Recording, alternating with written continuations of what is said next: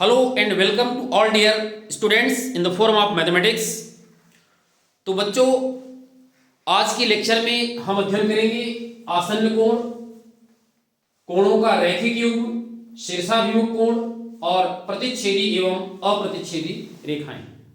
पिछले क्लास में हम लोगों ने कोण क्या है, कोण की परिभाषा, उसके प्रकार जैसे न्यून कोण, अधिक कोण, समकोण, पूरक, संपूरक इत्यादि पर चर्चा हुई थी। आज चर्चा करेंगे आसन्न कोण से। स्टार्ट करते हैं। आसन्न कोण क्या है? तो कॉपी पेन उठा लीजिए और तैयार हो जाइए पढ़ने के लिए, क्योंकि परीक्षा बहुत ही नजदीक है और ये सब ऐसे क्वेश्चन हैं जो परीक्षा में आना है। तो इनका ये बेसिक चीजें हैं। इन बेसिक चीजों को पढ़ने के बाद फिर एक्सरसाइज के क्वेश्चन करेंगे अगले लेक्चर में। तो इन बेसिक चीजों को पहले समझ लिया जाए। ध्यान से समझना। ज्योमेट्री बॉक्स भी साथ में रखें। जब कभी भी आपको डायग्राम बनाना हो तो आप ज्योमेट्री बॉक्स का उपयोग करें। चलिए आसन्न कोण को समझते हैं पहले। आसन्न कोण, आसन्न कोण किसे कहते हैं? तो आसन्न कोण में दो कोण का एक युग्म है। दो कोणों का युग्म। किस प्रकार का युग्म हो, कैसे दो कोण हो कि वे आसन्न कोण कहलाएंगे? तो इसके लिए देखिए एक डायग्राम बना करके शो करते हैं।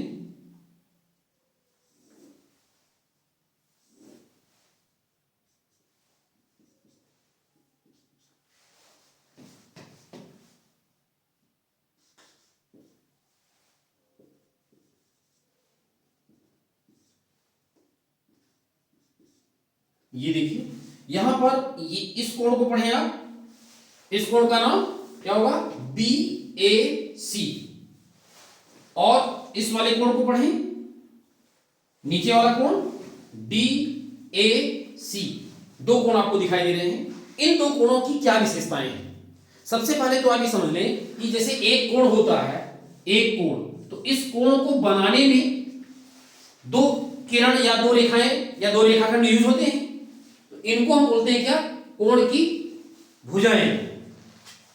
तो कोण में, एक कोण में कितनी भुजाएं होती हैं? दो। और ये होता है इसका क्या? शीर्ष। इसको बोलते हैं, जिस बिंदु पर कोण बनता है उसको क्या बोलते हैं? शीर्ष। तो ये दो कोण इस तरीके के हैं।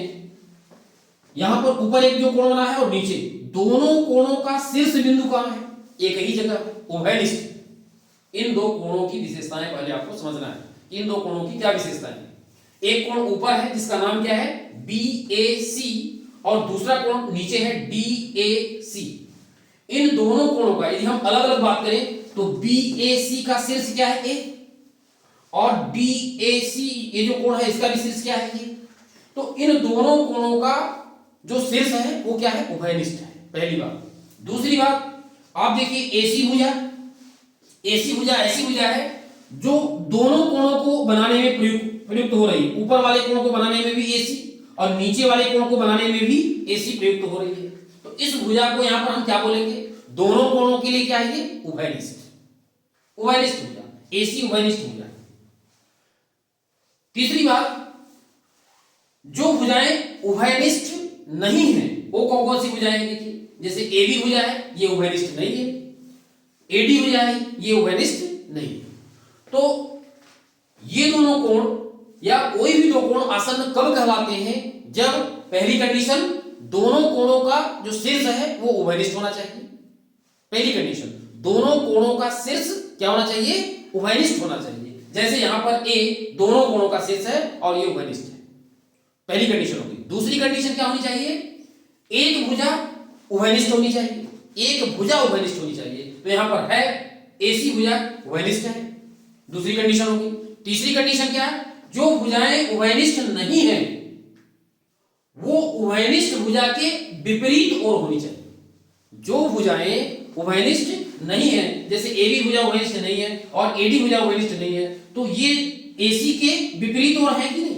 एक ही ओर थोड़ी है। यदि ये AD भुजा इधर ही रहती, इधर बनाती AD भुजा, तो AC के दोनों भुजाएं एक ही ओर हो जाएंगी। लेकिन यहां जो डायग्राम बना हुआ है इसमें जो अउभयनिष्ठ भुजाएं हैं, यानी जो भुजाएं उभयनिष्ठ नहीं है, वे उभयनिष्ठ भुजा के कहां है? विपरीत ओर। तो ये तीन कंडीशन यदि फॉलो हो रहा है तो निश्चित रूप से ये दोनों कोण क्या कहलाएंगे? आसन्न कोण। यानी आसन्न कोण कहलाने के लिए कितनी कंडीशन है? 3। फर्स्ट, दोनों कोणों का शीर्ष क्या होना चाहिए? उभयनिष्ठ। एक भुजा उभयनिष्ठ होनी चाहिए। और जो भुजाएं, तीसरी कंडीशन, जो भुजाएं उभयनिष्ठ नहीं है वे उभयनिष्ठ भुजा के विपरीत ओर होनी चाहिए। ऐसे दो कोण क्या कहलाते हैं? आसन्न कोण। तो आसन्न कोण के रूप में यहां पर आप देख पा रहे हैं, पहली कंडीशन क्या है? क्या होना चाहिए? शीर्ष उभयनिष्ठ होना चाहिए। यानी ऐसा लिख सकते हैं कि दो कोण आसन्न कोण कहलाते हैं। आसन्न कोण कहलाते हैं यदि नंबर 1 क्या होना चाहिए? शीर्ष उनका, दोनों कोणों का शीर्ष क्या होना चाहिए? उभयनिष्ठ। शीर्ष उभयनिष्ठ हो। नंबर 2, एक भुजा उभयनिष्ठ होने चाहिए। एक भुजा उभयनिष्ठ।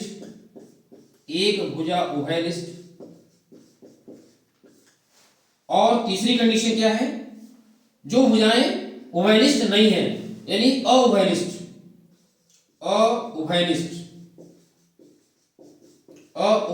भुजाएं कहां होनी चाहिए? उभयनिष्ठ भुजा के विपरीत हो। उभयनिष्ठ भुजा के विपरीत ओर हो। उभयनिष्ठ भुजा के विपरीत हो। ये 3 कंडीशन यदि फॉलो हो रही है तब तो हम उन दोनों कोणों को क्या बोलते हैं? आसन्न कोण। तो यहां पर उदाहरण क्या है आसन्न कोण के रूप में? उदाहरण आपका कोण क्या नाम है? BAC। कोण BAC एवं दूसरा DAC, कोण DAC। ये क्या है? आसन्न कोण। ये आसन्न कोण।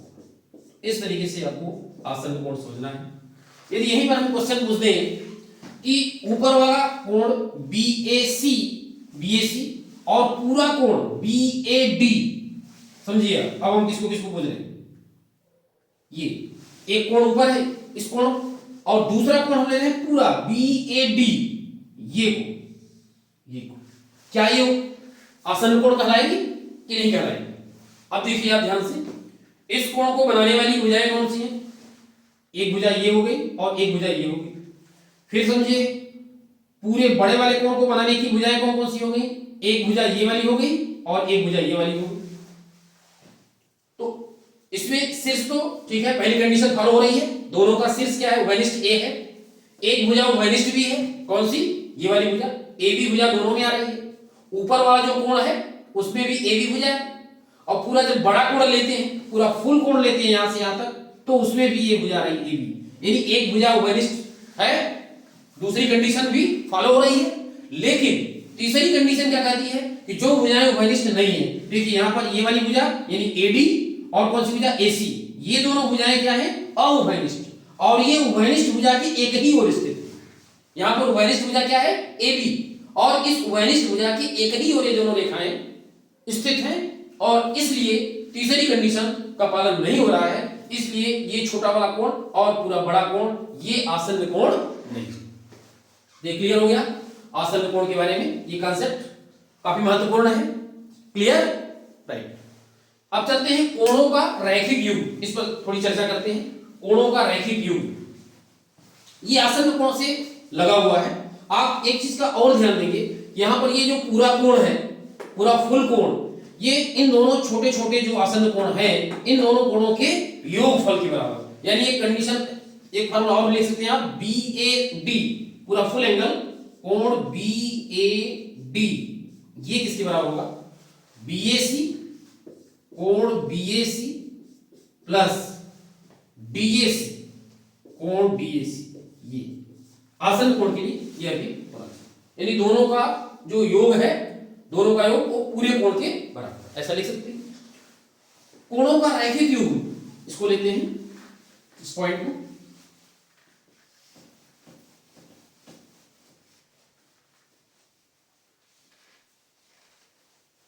बच्चों ध्यान से लिखते भी जाना, घर में बैठ के पढ़ना है, परीक्षा नजदीक आ गई है, इसलिए सीरियस हो जाएं, अभी भी सीरियस हो जाएं और अच्छी तैयारी करें। चलिए कोणों का रैखिक युग्म देखते हैं। कोणों का रैखिक युग्म, कोणों का रैखिक युग्म, जैसा कि नाम ही है इसका युग्म, तो इसमें भी क्लियर है कि युग्म यानी दो कोण इसमें भी होंगे। और जैसा भी हमने पढ़ा क्या, आसन्न कोण, वही आसन्न कोण जो दो होते हैं आसन्न कोण, उन दोनों कोणों का योग यदि क्या हो जाए, देखिए डायग्राम इस तरीके से, यदि हम डायग्राम ऐसा ले लें,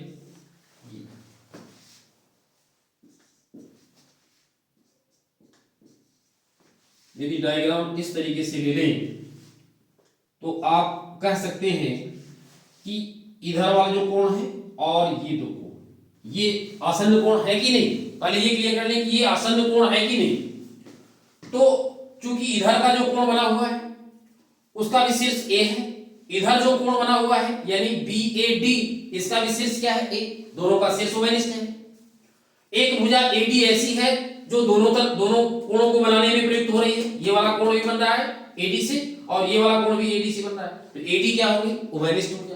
और जो भुजाएं उभयनिष्ठ नहीं है, एक ये है AB और दूसरा क्या है AC, ये भी उभयनिष्ठ भुजा के विपरीत हो रहे, विपरीत होने के कारण ये दोनों कोण क्या कहलाएंगे, आसन्न कोण। आसन्न कोण के साथ साथ आप जानते हैं कि कल चर्चा हुई थी कि एक स्ट्रेट लाइन पर जो एंगल बनता है, ये एंगल जो होता है वो कितना होता है, 180। तो इस तरीके से यहां पर आप ध्यान दें, इन दोनों कोणों को यदि हम जोड़ देंगे, इस तरीके से जुड़ जाए तो दोनों कोणों का योग कितना हो जाएगा, राइट, 180। तो कोणों का रैखिक युग्म यही होता है, ऐसे दो आसन्न कोण जिनका योगफल 180 अंश। यहां पर देखिए ये आसन्न भी है और इनका योगफल कितना हो रहा है, 180, इसलिए इनको हम क्या बोलते हैं, कोणों का रैखिक युग्म। तो कोणों के रैखिक युग्म का मतलब क्या हुआ कि ऐसे दो आसन्न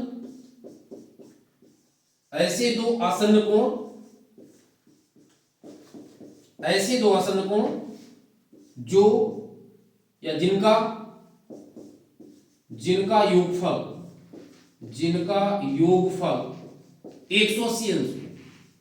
180 अंश हो, वे रैखिक युग्म बनाते हैं, रैखिक युग्म बनाते हैं, कोणों का रैखिक युग्म बनाते हैं। चूंकि यहां पर आप देखिए कोण कौन सा कोण, CAD, चूंकि CAD प्लस कोण BAD ये कितना है, 180 अंश। CAD प्लस BAD कितना हो रहा है, 180 अंश। क्यों हो रहा है, दोनों को जोड़ने पर एक सीधी रेखा आपको प्राप्त हो रही है और इस तरीके से ये 180 अंश है, इसलिए ये कोणों का रैखिक युग्म बनाएंगे। इसलिए कोण CAD एवं कोण BAD रैखिक युग्म बनाते हैं, रैखिक युग्म, लीनियर, ये रैखिक युग्म बनाते हैं। तो ये रैखिक युग्म का कांसेप्ट है, काफी महत्वपूर्ण कांसेप्ट है कोणों का रैखिक युग्म, ये आपको ध्यान देना है। तो आसन्न कोण और कोणों का रैखिक युग्म ये दोनों एक दूसरे से मिलते हुए कांसेप्ट हैं। अब देखिए शीर्षाभिमुख कोण कैसे बनता है, इसको नोट कर लिया, शीर्षाभिमुख कोण कैसे बनता है। शीर्षाभिमुख कोण के लिए देखिए, शीर्षाभिमुख कोण कैसे बनता है। शीर्षाभिमुख कोण के लिए आपको क्या करना होता है, एक रेखा ये देखिए और दूसरी रेखा इस तरीके से, क्या मतलब हुआ इसका, इस रेखा को यदि हम AB नाम दे दें और इसको CD, इनकी विशेषता क्या है, ये रेखाएं दोनों एक दूसरे को क्या कर रही हैं, प्रतिच्छेद कर रही हैं। तो जब दो रेखाएं एक दूसरे को प्रतिच्छेद करती हैं, O बिंदु पर प्रतिच्छेद कर रही है, तो जब प्रतिच्छेद करती हैं तो शीर्षाभिमुख कोण बनती है। शीर्षाभिमुख कोण का मतलब क्या हुआ, यहां पर ध्यान दें, यहां जो कोण बन रहा है ये कोण AOC का शीर्षाभिमुख कोण कहलाता है, कौन सा, BOD। ये शीर्षाभिमुख कोण का एक जोड़ा ये हो गया, एक पेयर ये हो गया। यानी शीर्षाभिमुख कोण का पहला जो जुड़ा है क्या है, एंगल AOC, एंगल AOC और एंगल क्या BOD, ये वाला BOD, एंगल BOD, ये एक युग्म हो गया शीर्षाभिमुख का। शीर्षाभिमुख बनता कैसे है, जब दो रेखाएं एक दूसरे को प्रतिच्छेद करती है। जब दो रेखाएं एक दूसरे को किसी एक बिंदु पर प्रतिच्छेद करती हैं तो शीर्षाभिमुख कोण बनता है। और वो शीर्षाभिमुख कोण के कितने जोड़े बनते हैं, दो जोड़े बनते हैं। एक जोड़ा जैसे हमने लिख दिया, इसका शीर्षाभिमुख ये हो गया, इसी प्रकार से इसका शीर्षाभिमुख ये हो, यानी इस एंगल का नाम क्या है BOC, एंगल BOC का शीर्षाभिमुख क्या मिलेगा आपको AOD, angle AOD, angle AOD, तो इसका इस कोण का शीर्षाभिमुख, ये दोनों शीर्षाभिमुख कोण होंगे ये और ये। तो जब दो रेखाएं प्रतिच्छेद करती हैं तो शीर्षाभिमुख कोण के दो जोड़े प्राप्त होते हैं। और ये आप देख पा रहे हैं शीर्षाभिमुख कोण के जोड़े, ये शीर्षाभिमुख कोण हो गया। इसके बाद प्रतिच्छेदी एवं अप्रतिच्छेदी रेखाएं, इस पर थोड़ी चर्चा कर लें। प्रतिच्छेदी और अप्रतिच्छेदी रेखाएं किसको बोलते हैं, प्रतिच्छेदी रेखा, प्रतिच्छेदी रेखा, प्रतिच्छेदी और अप्रतिच्छेदी, अप्रतिच्छेदी। देखिए डायग्राम देखिए, दो रेखाएं इधर भी हम बना रहे हैं, दो रेखाएं ये हो गई,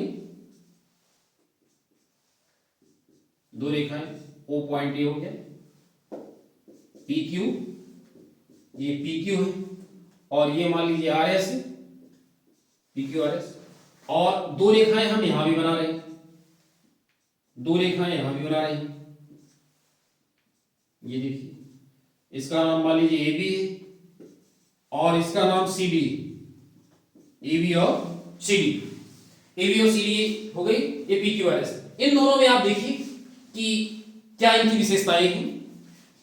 यहां पर आप कितना भी इसको आगे बढ़ाएं, इन दोनों को आगे बढ़ाएं पीछे बढ़ाएं, क्या एक दूसरे को कभी काटेंगे, कभी नहीं काटेंगे। चाहे आगे अनंत रूप से बढ़ाएं और चाहे पीछे कितना भी बढ़ाएं, एक दूसरे को कभी नहीं काटेंगे।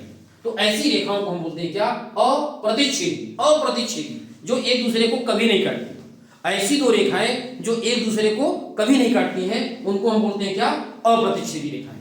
दूसरे शब्दों में एक शब्द और है इसके लिए, अप्रतिच्छेदी के लिए क्या, समांतर रेखाएं। इन्हीं को बोलते हैं हम क्या, समांतर रेखाएं। क्यों बोलते हैं समांतर, क्योंकि जब ये एक दूसरे को काटेंगे नहीं, इनको कितना भी आगे बढ़ाएंगे, इनके बीच की जो दूरी है, ये वाली दूरी, ये हमेशा समान रहेगी। दोनों के बीच की जो दूरी है ये हमेशा क्या रहेगी, समान। समांतर यानी समान, अंतर, अंतर यानी दूरी, दूरी समान रहती है। इन दोनों रेखाओं को आगे या पीछे कितना भी बढ़ा दिया जाए, इनके बीच की जो दूरी है वो सदैव समान रहती है, इसलिए इनको बोलते हैं क्या, समांतर रेखाएं। और चूंकि ये एक दूसरे को कभी काटती नहीं है, इसलिए इसका नाम क्या है, अप्रतिच्छेदी रेखा। प्रतिच्छेदक मतलब काटना और अप्रतिच्छेदी न काटना। नाम से स्पष्ट है, प्रतिच्छेदी ऐसी दो रेखाएं जो एक बिंदु पर काटती हैं उन्हें हम बोलते हैं क्या, प्रतिच्छेदी रेखाएं। तो ये PQ और RS प्रतिच्छेदी रेखाएं हैं और AB और CD क्या है, अप्रतिच्छेदी रेखाएं। क्लियर हो गया। तो आज के लेक्चर में बस इतना ही। आपको ये वीडियो, ये स्टडी यदि अच्छा लग रहा हो, पढ़ने में इंटरेस्टिंग लग रहा हो, तो आप वीडियो को लाइक करना ना भूलें। और यदि चैनल को आप पहली बार देख रहे हैं तो चैनल को सब्सक्राइब कर बेल आइकन को टच करते हुए ऑल बटन को क्लिक करें। बहुत बहुत धन्यवाद।